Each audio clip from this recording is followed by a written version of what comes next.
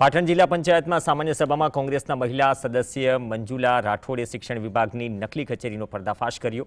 સામાન્ય સભામાં મંજુલા રાઠોડે જાહેરમાં પુરાવા સાથે કહ્યું કે શિક્ષકોની સર્વિસ બુકમાં કચેરીના બદલે ટીપીઓના ઘરે છેલ્લા 5 વર્ષથી કામગીરી ચાલે છે।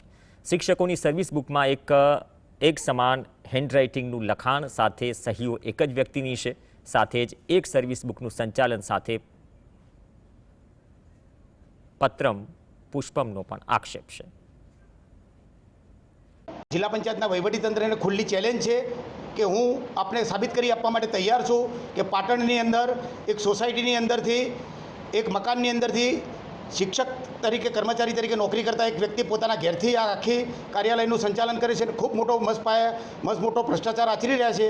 એના પૂરતા પુરાવા સીસીટીવી છે અને સૌથી મોટો પુરાવો કે છેલ્લા 5 વર્ષની જે શિક્ષકોની સર્વિસ બુક છે એ સર્વિસ બુક્સની અંદર તમે તપાસ કરવામાં આવશો તો એક જ વ્યક્તિના હેન્ડરાઇટિંગથી આ બધું કરવામાં આવી રહ્યું છે। આ મોટામાં